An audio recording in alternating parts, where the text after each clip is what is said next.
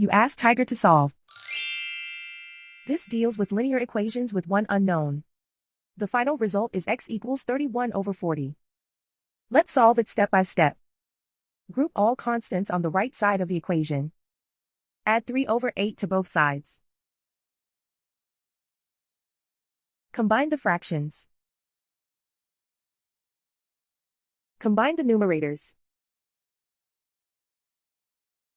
Reduce the zero numerator. Simplify the arithmetic. Find the lowest common denominator. Multiply the denominators. Multiply the numerators.